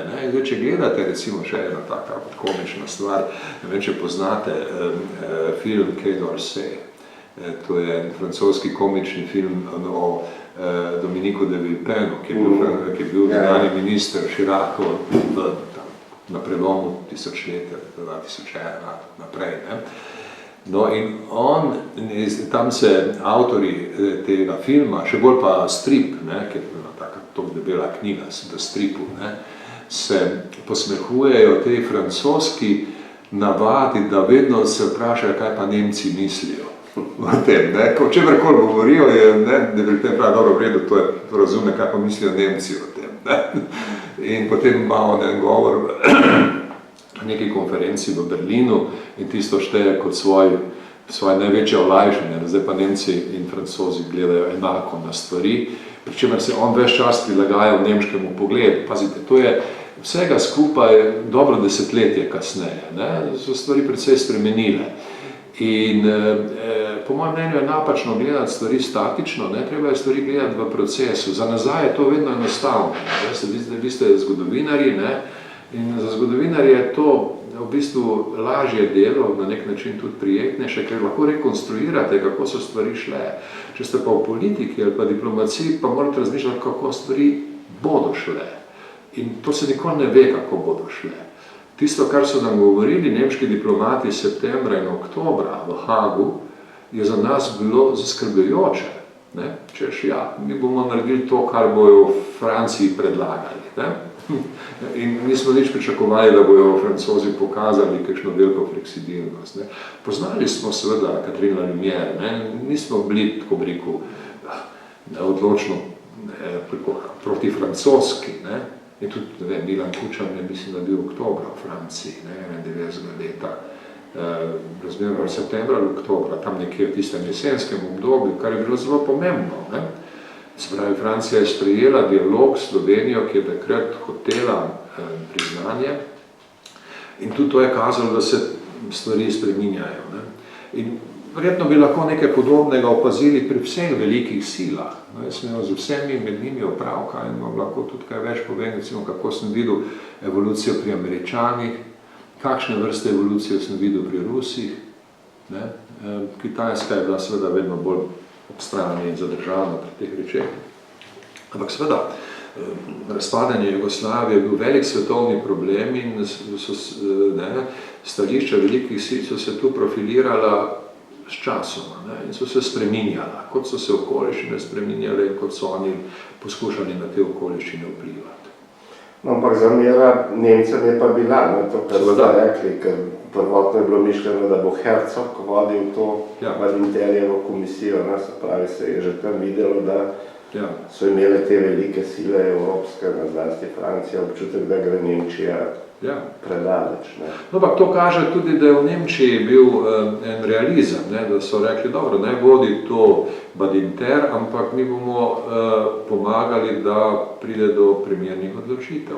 In on je do teh odločitev prišel. In veste, če vi uporabljate koncepte mednarodnega prava, to niti ni tako težko. Ključno je to ugotoviti, da država ostane v razpadanje in da je treba zdaj urejati odnose med naslednicami. Ne. Ker spet je to nerealna minuta suverenosti. Veste, ne gre za to, kako se enkrat to zgodi, ne več poti nazaj. Potem je pot samo naprej. In ta pot naprej zahteva sprijetje polne suverenosti z vsemi posledicami, ki iz tega izhajajo. Ne. Kakšna pa je bila vloga Britancev, Lorda Carringtona, kakšen je vas občutek? Ja, gledajte, zdaj je za tako britansko politiko bi težko v širšem, veliko bi bilo zapovedati, vem, kaj sem lahko videl skozi leta. Ampak, veste, mogoče je bolj zanimivo Carrington kot oseba. Ne? Carrington je naredil na mene izredno dober vtis. Ne? Carrington je naredil vtis enega resničnega gentlemana, ne? Man of common sense and common decency. On je bil dostojen človek. Ne? In je tudi, kot veste, na londonski konferenci potem leta 92 odstopil. Ne? On je pri priznanju tam decembra 91 in januarja 92 odkrito povedal. Rekel je, jaz sem imel plan, ki bi Jugoslavijo reformiral, ta plan ni bil sprejet, nobenega razloga nimam, da zdaj nasprotujem priznanju držav naslednic. Pa se on je bil absolutno jasen v tem pogledu. Ne? To mu ne bi bilo treba biti. On bi rekel, ja, gledajte, jaz sem predsednik konference, ki rešuje razne vprašanja in se bom ukvarjal te vprašanja, kot pač nastajajo. Ne? Pa on je dal zelo jasno cezuro med onim, kar se je dogajalo do decembra 91 in onim, kar je potem delal od decembra 91 do londonske konference avgusta 92. Ne? Skratka, bil je resnično človek, veste, diplomacija je to važno, njemu se je dalo zaupati. In če on rekel, gledajte, sej vi niste problemi, ne bodite nervozni, ne, vi boste priznani malo prej, malo kasneje, ampak to je irreverzibilno. Ne. Imeli smo en sestanek na Strmolu, prišel razpravljati že takrat leta, ja, to je moralo biti decembra 91, novembra, decembra. Skratka, stvari so bile že precej daleč. In je vprašal, dobro, vi pripravljate ustavo, ne? Kakšen volilni sistem boste pa imeli? Kučan mu je razložil, ja, gledajte, naša tradicija je vsa v tem, ne, da smo imeli dolgo časa enopartijski sistem in zdaj bomo šli na proporcionalni sistem, ker imamo pač več strank in je edino smiselno, da te stranke potem ustvarjajo koalicije. Ali kot to ne bo funkcioniralo pri vas. Meni je verjemte, jaz imam izkušnje kot dolgoletni politik, ne, edini sistem, ki funkcionira je večinski. Drugač boste imeli kar naprej koalicije in kar naprej bo nestabilnost in vi ne boste mogli vaše države upravljati. Ne. Mi smo rekli, ne, gledajte, mi smo pa imeli, veste, tak stabilen sistem zelo dolgo, pa potem razpadel in zdaj rabimo resnično nekaj, kar bo nestabilno. kar bo čisto drugačen. Jaz sem ga potem vprašal pri tej isti večeri, sem ga vprašal, rekel, veste, predsednik, vi ste imeli razne funkcije v življenju, ne? Vi ste foreign secretary, zunanji minister britanski, vi ste generalni sekretar NATO, predtem ste vodil konferenco Lancaster House Conference, ne, o Zimbabve in tako naprej. Katera od teh vaših nalog vam je bila najbolj všeč? Rekel, ko sem bil generalni sekretar NATO, tisto bilo najboljše. Sem vprašal, zakaj pa to pravi? Glede, mi smo vedeli, da ne bo vojne s Sovjetsko zvezo, veste. In smo se šli te war games in vse to, ne. In je bilo zelo v redu, vedeli smo ni vojne, delamo svoje naloge, kot so nam jih dale države in imamo dovolj denarja. To je bila edina funkcija, ki sem imel v življenju, ker se mi ni bilo treba boriti za budžet. Sem imel, ker je bil budžet ves čas zagotovljen, mi smo pa vedeli, da vojne ne bo in potem takem ne bo ogromnih finančnih težav, ki jih prinese vojna. Ne. Treba vedeti, on je odstopil kot zunanji minister v času Falklandske vojne, ne, ker je na podlagi ugotovitve, kot zunanji minister bi moral biti sposoben vojno preprečiti, to je bilo leta 82. Ne. bi moral vojno preprečiti. To se mi ni posrečilo, zato odstopam. Margaret Thatcher je takrat oblikovala vojni kabinet in se vprašali potem v nekem televizijskem intervjuju, kako je sestavljala ta kabinet. Je rekla, veste, jaz sem šla vprašati Harolda Macmillana, kako naj sestavim vojni kabinet, ko smo šli v vojno z Argentino. In on mi je odgovoril, da je to pravzaprav čisto vseeno, obstaja samo eno pravilo. V vojnem kabinetu ne sme biti finančnega ministra. Finančni minister bo za vsako stvar ugotovil, da ni denarja. Vi pa, če hočete vojni zmagati, morate za vse imeti dovolj denarja. Boste vzeli kredite, boste spraznili proračun, karkoli boste naredili v vojni, morate to delati. Ne? Finančnega ministra ne sme biti nikjer blizu. No, to je samo en tak ekskurs. Ne? Skratka, Carrington je naredil zelo dober vtis in pri Britancih mi nismo imeli nikoli občutka, da bodo oni odstopili od svoje prislovične fleksibilnosti. Veste, oni so nacija, ki je common law, ne? Oni bodo sledili dejstvom na terenu. To je bilo nekakšno naše prepričanje in ko so nas britanski diplomati na konferenci prepričevali, češ, a ste vi res prepričani v lastno državnost, potem boste pa morali imeti vse te ambasade in vse to. Pa so jim rekli, ja, pa vse to bi mi radi, ne? Ja, mislim, to zelo veliko stane, dajte malo razmisliti o tem. Skratka, prepričevali so nas na en tak prijazen in praktični način. Niso govorili o usodnosti naših odločitev, ampak o nepraktičnosti naših odločitev. Ne? Tako da smo imeli to vrstno izkušnjo. Ne?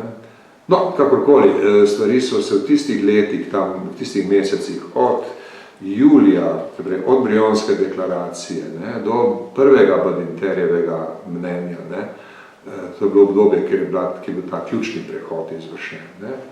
No, zdaj smo 30 let po tistem obdobju, ne, 29 let približno. To obdobje se nam zdaj v retrospektivi ne more zdaj izrazito dolgo. Ampak povemo, takrat se nam je pa zelo vleklo. Ne. Vsak dan, ne. Se spomnim, smo se pogovarjali, Kučan, ja, me nekdo pokliče po noči in sem že mislil, da so nas kje priznali. Sem bil pri onem, pa mi je rekel, da nas bojo, pa gledajte, pa že teden ni nič od njih. Ne. In tako naprej, ne. Ta velika, kako bi rekel, občutljivost, ne, kdaj bo priznanje. Ne. Potem je to decembra steklo, s tem Maastrichtskim dogovorom, potem so prišli Švedi, tako s svojim kronskim svetom, in tako dalje. Stvari so se začeli razvijati po eni poti, ki smo jo lahko pričakovali. In potem smo prišli v Združene narode tudi že razmeroma hitro, ne, že maja 92. To je bila po drugi svetovni vojni pravzaprav prvič bolj ali manj evropska igra. Kdaj pa vanje vstopijo Američani, ZDA? Ja, veste, Američani so tukaj bili v precejšnjih negotovostih. Če gledate, recimo, obdobje tam ob nastanku, veste, ne, James Baker je no recognitions, ne, ko je prišel v Beograd mirit te šefe republik. Ne. Potem v Ameriki je veljala fraza v času Bushove administracije, ne, prvega Busha, tam leta 91-92, we have no dog in this fight. Ne. V tem boju nimamo svojega psa, ne, nimamo svoje stranke. Ampak recimo, ko smo bili na tej konferenci o beguncih leta 92, so stvari bile že bolj komplicirane. Takrat je bil ameriški delegat na konferenci v Ženevi, je bil John Bolton. On je bil takrat pomočnik državnega sekretarja za multilateralo, John Bolton. In takrat se je že vedelo za koncentracijska taborišča, ki so v Bosni nastajala po leti 92. Vojna se začela tam nekje marca, aprila 92 in je eskalirala. Zelo hitro je to postala vojna z etničnega čiščenja. Ne. In seveda, Bolton je bil na naših pozicijah, ampak v Washingtonu je vedno tako, da je več zunanjih politik hkrati na delu, ne, in da so vedno kompleksne situacije in kaj prevlada, ni jasno. Ne. In jasno, v času Bushove administracije ni prevladala teza, da je treba pomagati pri tem reorganiziranju prostora bivše Jugoslavije. Ne. Še vedno bilo mene to. Oni so se zanimali za Sovjetsko zvezo, ker je tam stvar šla razmeroma gladko. Ne. Kot veste, so Sovjetske republike decembra 1991 dosegle sporazum v Almati, ne, da bodo razpustile skupno državo, da bo Rusija nadaljevala, bo kontinuiteta Sovjetske zveze, vsi se s tem strinjajo. Hkrati se Rusija zavezala, da bo ostalim pomagala, da postanejo članice Združenih narodov. Ne? Civilizirano, pametno, verjetno tudi pod vtisom tega, kar so videli v Jugoslaviji, niso hoteli ponavljati, ne? Vojne. Za Američane je to bil važen prostor, potem jim je bil važen prostor tudi Irak, Bližnji vzhod, ne? Tam so se dogajale stvari. Jugoslavija enostavno ni bila pomembna. Tudi ko je Perez de Cuellar imenoval Cyrus Vansa za poslanca, ne, je to bilo tako, kot veste, Cyrus Vance je demokrat. On ni bil del te republikanske skupine, ki je vodila zunanjo politiko. Američani jasno so na nek način morali biti zraven, so vendar vodilna sila in morali biti pri vsaki takvi stvari zraven, ampak Cyrus Vance ni bil ko bi avtentičen predstavnik administracije Georgea Busha starejšega. On je bil zelo ugleden človek, zelo razumen, zelo, po mojem mnenju, dobronameren in je veliko dobrega poskušal narediti. On je naredil tudi plan za mirovno operacijo na Hrvaškem, kot veste, UNPROFOR, prvi, tam decembra 1991, januarja 1992. Ampak to ni bil angažma Združenih držav Amerike. To je bila nekakšna stranska aktivnost. Potem Bolton, tam julija 1992, tudi še ni bil tako, čeprav član administracije, ampak ni bil avtentični predstavnik te administracije, češ on lahko kritizira. Ampak kaj bodo pa Združene države Amerike naredile? Nič. To je bilo volilno leto. Ne? George Bush, starejši, je hotel biti ponovno izvoljen in ni imel interesa, da se na zunanjem političnem področju še kje zapleta. Njegove skrbi so bile potem že precej notranje politične. Ne? Vprašanje davkov, vprašanje nezaposlenosti, vprašanje te vrste, ekonomija.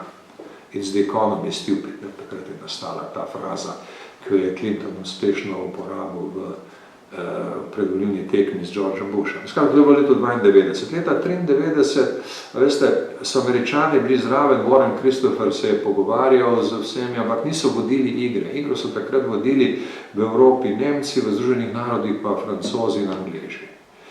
In treba je vedeti tudi to, Francozi so potem vstopili v UNPROFOR in so imeli svoje vojake v Bosni, ko se je UNPROFOR razširil še na Bosno. Angleži so imeli svoje vojake.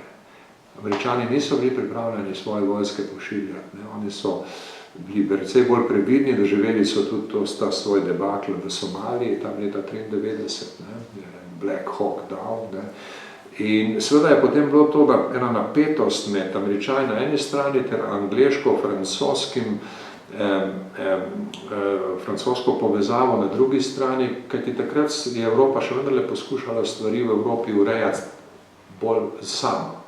In če so Američani kritizirali to domnevno prilagodljivost in popuščanje evropskih sil Miloševiću v letih 1993-1994, so vedno doživeli odgovor put up or shut up. Prispevajte vojsko ali pa utihnite. In to je bila igra v tistem času. Poleg tega so Američani bili v negotovosti, kako politično videti ta prostor. Jaz se spomnim enega pogovorja, ki so ga imela z Ignacem Golobom v letu 1994, takrat spomladi so obiskala Henryja Kissingerja v New Yorku. Kissinger je takrat imel v New Yorku to skupino Kissinger Associates in je veliko svetoval. Vedeli smo, da tudi svetuje ameriški vladi. No, šla sva k njemu in sva govorila o bivši Jugoslaviji in on je rekel, ja, gledajte, jaz nisem nikoli imel nobenih dvomov glede Slovenije.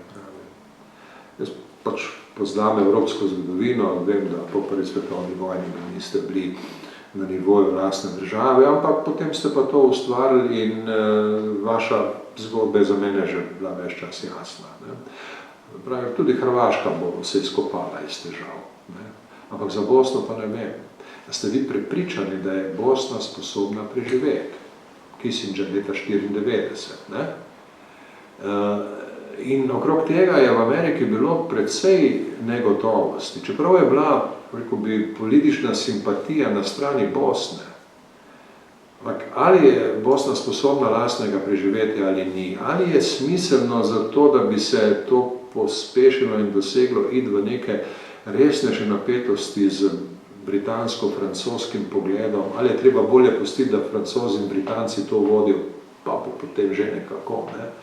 To so bile velike nejasnosti v letih 93, no, 93-94 v času te že Clintonove administracije. Ne. In potem so se stvari spremenile v bistvu po zimi 94-95. Spet imam eno tak spomin, tam januarja, februarja 95 je bil v New Yorku velik sneg, ogromno snega je zapadlo. In to je bil čas, ko smo pričakovali, da bo prišel Ignác Golob, ki je šel v Washington se posvetovati, da bo prišel v New York, pa da bomo šli skupaj še na Združene narode, razne aktivnosti. In on je zamudil, so bili zameti, prišli z vlakom in bile so grozne zamude in je prišel v slabe volje v New York. Jaz sem ga prišel čakati na železniško postajo, ne, smo rekel, ja, sej je hudo, ne, mislim, ta sneg in to v New Yorku, v Ameriki niso pripravljeni na zimo, ne, če se jim zima zgodi, je to naravna katastrofa, ne. Rekel, ne, sej sneg tu ni to, veš, ampak moram povedati, Washington nas ne poslušajo več. Zdaj, kako pa to, sej Američani so radi poslušali razno mnenja, da se ne domišljam, da so imeli nek privilegiran dostop, ampak oni so poslušali razne mnenja, niso si še ustvarili lastne predstave. Rekel, imam vtis, da so si oni zdaj predstavo, kaj bodo naredili, že ustvarili, nam še ne povejo, kaj bodo napravili, ampak nas ne poslušajo več, ker vidim iz njihovih vprašanj, da jih v bistvu ne zanima, kaj mi mislimo o razvoju vojne v Bosni in vse to. No, mi smo pa rekli, ja, dobro, bomo videli. Potem je bil Holbrooke spomladi imenovan za njihovega poslanca in potem so šli v to akcijo, zlasti po pokodu v Srebrenici, ne, so šli zelo energično v akcijo. Ampak treba je vedeti, tudi tam so se dogajale stvari, ne, na terenu. Američani so seveda pomagali Hrvaški, ne, da se je vojaško okrepila, da je se usposobila za to, da svoj teritorij zaščiti, hkrati posredno tudi Bosni pomaga, takrat je nastala tudi ta federacija Bosna in Hercegovina, zavezništvo med Bošnjaki in Hrvati, leta 1994, in iz tega je išlo potem na drugo razmerje sil na terenu. Srbi so enostavno ugotovili, da so preveč razpršeni oziroma da ne morejo obvladovati terena. In vse to je vplivalo, veste. Sicer so britansko-francoski poskusi bili neuspešni, ampak stanje na terenu se je tako spremenilo, da so Američani ocenili, zdaj je pa čas, da mi nastopimo. To se je zgodilo spomladi leta 1995 še ne. In zdaj seveda, jaz sem večkrat o tem govoril z Madeleine Albright, ki je bila v tistem času veleposlanica pri Združenih narodih. In seveda, videl sem, ona je bila v tistem krilu, ki je hotelo odločnejši nastop Združenih držav Amerike, kjer je bil še Tony Lake kot svetovalec, pa bili so še kakšni drugi ljudi. Medtem ko Warren Christopher je bil pa vedno bolj zadržan in vedno bolj previden, vedno bolj, tako bi rekel, differential, vedno bolj upošteval mnenje Britancev in Francozov. Francozi so imeli vojsko na terenu, Britanci tudi, Francozi so imeli žrtve med pripadniki mirovnih sil. Potem je bilo težko reči Francozom, čakajte malo, zdaj pa je tega popuščanja Miloševiću preveč, zdaj pa dajmo bombardiramo Srbe. Ni bilo enostavno. In ta ameriški pristop je, ko bi rekel, nastajal dolgo, nastajal postopno. Čisto politično gledano, če pustimo ob strani to, kar se dogajalo na terenu, to vprašanje zaupanja v prihodnost Bosne in Hercegovine je dolgo trajalo. paradoksalno, ne, ker Združene države Amerike so želele s tem, da so vključile Bosno in Hercegovino v prvi paket za Združene narode maja 1992, ne, narediti eno politično gesto, s katero bi vojno ustavili ali omejili. To ni uspelo. Ne. Bilo še, da se na to ni oziralo, so šli z etničnim čiščenjem naprej. Ne. In tako je ta stvar ostala ena zelo tragična zgodba o vojni v bivši Jugoslaviji. Ja, torej, nekako ste orisali, kako je prišlo v končni fazi potem tudi do intervencije ZDA v Bosni, ne, ki se je pač končala s tem, kakorkoli ga že ocenjujemo, Daytonskim sporazumom. Najbrž je to povezano spet z notranjo politično situacijo v ZDA, z volitvami in tako naprej. Ampak kako pa gre ta zgodba po vaše naprej do Kosova? Ne, ker Kosovo je pa nekje, kjer so se Američani pravzaprav postavili izrazito unilateralno. Ne? Ja. Ker ima Clinton ulice, spomenike na Kosovo in tako naprej. Ne? Je heroj tam. Ja, gledajte, to je treba razumeti spet v procesu, ne? Ker če ne bi bilo vse te izkušnje iz preteklih let, potem Američani tudi na Kosovu ne bi intervenirali s tako odločnostjo, kot so. In seveda je treba vedeti to, ne? Oni so z Daytonskim mirovnim sporazumom ustavili vojno v Bosni in Hercegovini. Niso pa zagotovili trajnega miru in Richardu Holbrooku je bilo vedno zelo žal tega. Ne? Holbrook je recimo napisal knjigo o tem To End the War, ne? Končati vojno. Kasneje je veliko krat govoril o tem, kako mu je žal, da je šel takoj po tistem v privatni sektor, zaposlil se je v Union de Banque Suisse, ne, predstavništvu v Ameriki, najbrž za čeden honorar, ne, ampak ni nadaljeval vsega, kar bi bilo treba, da bi se v Bosni stvari bistveno spremenile. V Bosni so potem tudi zelo hiteli z volitvami in kar se je zgodilo, to je, da so stranke v vojni postale politične stranke v miru, ne, tako da je, če parafraziramo Clausewitza, ne, bil mir nadaljevanje vojne z drugimi sredstvi. Ne. In tu je ta postkonfliktni pristop v Bosni in Hercegovini bil pomanjkljiv. Vprašanje je, bi se dalo to narediti boljše, bolj energično, z večjimi rezultati, to ne bomo vedeli nikoli pravega odgovora. Ampak Holbrooku je bilo žal, da stvar ni bila do konca izpeljana, kajti Dayton je bil samo ustavitev vojne in stabilizacija razmer, ne pa tudi resnično napredovanje v smislu popolne rešitve. No, in to je treba vedeti, ko se govori o Kosovu. Samo en medklic, ja. Tukaj se pojavlja še en ameriški diplomat Eagleburger. Ja. Kakšna je pa njegova vloga? On je Jugoslavije vendarle poznal, ne, ker je tukaj bil diplomat. Ja, gledajte, Eagleburger je bil, rekel bi, on je bil en tak slovenčin, bi ga najbolje opisali kot človeka, ki je bil vsemi žalbami namazan. Ne, sem ga nekajkrat srečal. In seveda, on je bil na začetku v Bushovi administraciji, administraciji starejšega Busha, med tistimi, ki so poznali Jugoslavijo, ker je služboval v Beogradu. In je bil tudi bolj naklonjen ideji ohranjanja Jugoslavije. To je potem seveda spremenil, ko je videl, da stvari ne gredo več, in je postal precejšen nasprotnik Miloševića in seveda tudi kritik početja Evropejcev. Ne? Ampak on v času Clintonove administracije ni imel več pomembne vloge. On je bil kot senior statesman še vedno nekako znan, v Washingtonu so ga upoštevali, ampak ni imel pri dejanskem odločanju veliko vloge, kot se temu reče, ni bil in the loop, ne, ni bil znotraj kroga, ki odloča. To je, kar se tiče Eagleburgerja. Ne.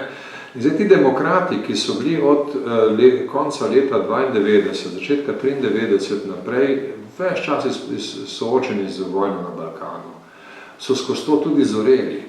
Zdaj, Madeleine Albright, ki je bila veleposlanica pri Združenih narodih v tistem času, postane državna sekretarka, se pravi zunanja ministrica, ne, v drugem Clintonovem mandatu, to se pravi od leta 98 naprej. Mi smo imeli z njo izredno dobre izkušnje, ker sem potem v varnostnem svetu dostkrat čutil njen vpliv, jaz njo dobro poznal, smo se veliko tudi pogovarjali, ne? In ona je lahko videla, kaj mi delamo v varnostnem svetu. Tako smo bili kot Slovenija, zelo majhna država, ampak vendarle precej vplivni.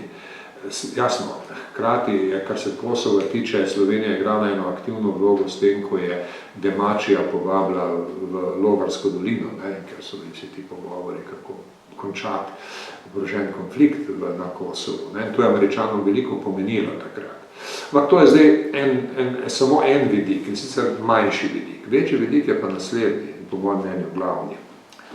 Izkušnja iz Bosne in Hercegovine je pokazala Američanom, da je Balkan nevaren na dva načina. Prvič, ker lahko nastanejo velike humanitarne posledice, ki se jih je treba bati. In drugič, ker lahko usodno prizadenejo prestiž in vlogo NATO. In zdaj, ameriška administracija Clintonova in je seveda delovala na širitvi NATO, s prvo širitvijo leta 1997 in kasneje, ki je seveda način, kako Združene države Amerike ohranjajo odločilno vlogo v Evropi. Se pravi, njim je NATO v tistem trenutku pomemben kot instrument ohranjanja vodilne vloge v Evropi, kot enega najpomembnejših prizorišč svetovne politike. In NATO se absolutno ne sme izkazati kot nemočen. V primeru Bosne, veste, smo v Združenih narodih pogosto slišali kritiko od držav članic Združenih narodov. So rekli, ja, Združeni narodi so zatajili v Bosni in Hercegovini, ampak zatajil je tudi NATO. Kajti, če bi države NATO prišle energično, odločno za zahtevo po drugačnih mandatih, bi jih dobile. Problem je bil znotraj NATO. V razhajanju med Francijo in Združenimi državami Amerike, Francijo, Veliko Britanijo in Združenimi državami Amerike. In seveda vse to je bilo še v zavesti odločanja, ko je kosovska kriza dobila svojo rekel, novo dinamiko leta 1998 in 1999.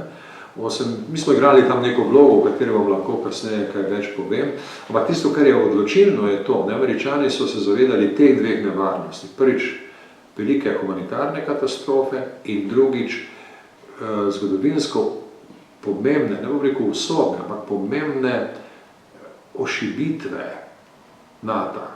Izguba avtoritete. NATO se mora zdaj izkazati. To je bila njihova ugotovitev. In na tej liniji so potem seveda delovali v letu 1999, seveda najprej s poskusom rešitve s pogajanji v Rambouilleju spomladi, potem pa je tisto propadlo pa z vojaško akcijo. In kar je izredno pomembno, za tisto vojaško akcijo, ki ni imela avtorizacijo varnostnega sveta, so dobili naknadno avtorizacijo v juniju, ob pomoči, po zaslugi skupine G8. Kajti, takrat so bili še vendarle taki odnosi v Evropi, da koliko so že bili Rusi zelo nerazpoloženi zaradi NATO-ve intervencije na Kosovu, so vendarle v skupini G8 sprejeli, da se pripravi resolucija, s katero je varnostni svet nekako za nazaj avtoriziral NATO-vo vojaško prisotnost na Kosovu in določil, vojaško varnostno upravo prevzame NATO, civilno upravo prevzame Združeni narodi. To se je doseglo s pomočjo skupine G8, ki se je sestala v Frankfurtu, v Nemčiji takrat, tisto pomlad, ne vem, kakšni so bili točni datumi. In resolucijo so pisali ob direktnem angažmaju zunanjih ministrov, seveda, vključno Ivanova iz Rusije in Madeleine Albright iz Združenih držav Amerike. Jaz sem bil na obisku pri Madeleine Albright veliko let kasneje v njeni pisarni v Washingtonu, ona ima zdaj svojo lastno posvetovalno firmo in sem videl v neki vitrini porcelanski, servis, s krožniki, na katerem so portreti zunanjih ministrov iz tistega časa. Je Vedrin, je Ivanov, je Madeleine Albright, so bili še ostali. Jaz sem jo vprašal, kako imate tukaj, kakšen to je pa lep servis, pa so ti portreti. Ja, pravi, to je pa darilo Ivanova. Sem rekel, res, ja, to je Sankt-Petersburška tovarna porcelana, ki je zelo znana, smo tudi nekaj kosov njihove brezgodovinske pomembnosti, kjer je on dal narediti tako komplet tehle 8 zunanjih ministrov, da bomo imeli za spomin na tisti čas, ko smo delali skupaj. In potem je dodala, no jaz bi pa k temu dodala, ko se nam je posrečilo vzpostaviti okvir našega sodelovanja na Kosovu, ne, za naprej. A vidite, zdaj pogledajte si vso to ameriško evolucijo, ne, od we have no dog in this fight, ne, preko vseh teh mestnih stopenj do tega, treba je prevzeti vodstvo, da preprečimo humanitarno katastrofo in preprečimo hud udarec, ki bi ga doživel NATO v svojem prestižu in političnem pomenu, če ne bo na Kosovu nič naredil. Ne? To se je potem realiziralo leta 98, pravzaprav šele leta 99, ne, ta intervencija. Ne? Jaz vam lahko prihodnič, ko se bomo videli, povem tudi, kako so izgledale pripravljalne stvari v varnostnem svetu, kjer smo mi takrat bili, ne, in smo tudi igrali neko vlogo, v teku leta 98 in potem seveda v samem letu 99. Ne. Ampak Američani so takrat prevzeli tveganje po skoraj 10 letih, veste, skoraj 1 desetletje je minilo, da so se pripravili na to težko odločitev, ki pa je bila seveda pomembna tudi za kasneje, ne, kajti recimo vojaško ukrepanje velike sile, ki ni v samoobrambi in ki nima avtorizacije varnostnega sveta, ne, je precedens. In seveda tukaj so bili zelo veliki pomisleki, ali je to smotrno narediti, ali to ni smotrno narediti. No, Rusi so izvedli neko solo akcijo, na Kosovu.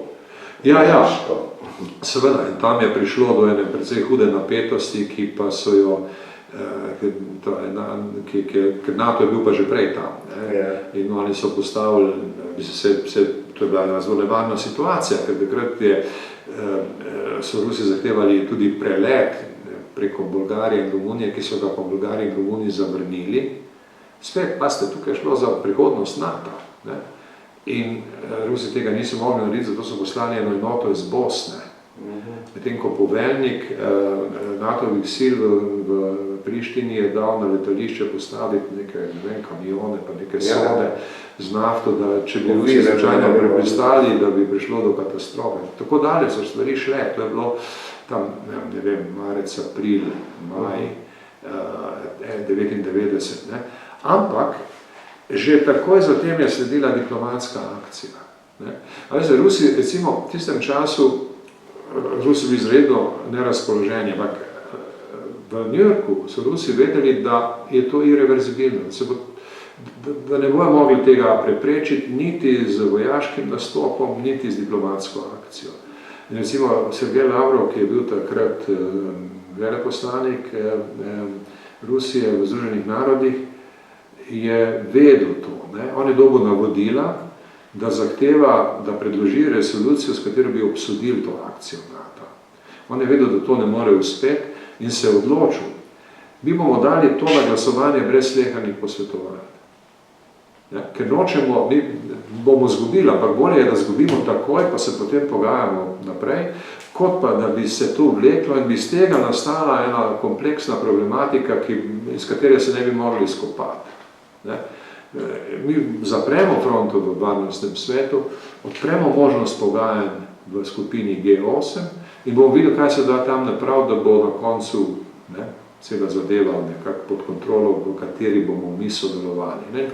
In Rusi so dobili potem tudi svoja mesta v UNMIK-u. Colo svojo. Zdaj, kar se UNMIK-a tiče, tu mogoče tudi ena taka majhna anekdota, ne? V nekem trenutku me je klical takratni šef pravne službe, glavni pravni svetnik generalnega sekretarja Združenih narodov v New Yorku, Hans Korel, Šved, pravnik, izredno odličen pravnik, ampak izredno previden človek. In mi je rekel, mi zdaj poskušamo dati ime tej misiji, ki bo na Kosovu. Pa me zanima, ne bi radi, da ime misije povzroči kakšnekoli nesporazume v lokalnih jezikih, kaj takega, da ti poznaš to bolje. Pa mi pove, če mi damo ime Unijak, ali bo tukaj narobe. Jaz sem rekel, ja, kakor jaz vem, to ni nič narobe, ampak jaz ne govorim albansko, tako da nisem prepričan, ampak lahko rečem, da ni. da ni narobe. Rekel, v redu. No, in potem so pa dali ime Unmik. Jaz sem ga vprašal potem, ko je bilo to že sprejeto, sem rekel, kako pa da so se odločili za drugo ime. Si meni rekel, da bo se dali Unijak. Pravim, ne, mi smo se še potem naprej pogovarjali, pa ste kaj dobili kakšen albanski jezik. Ne, pravi, to ni bil problem. Ampak nekomu se je zazdelo, da se Unijak rima na amonijak. In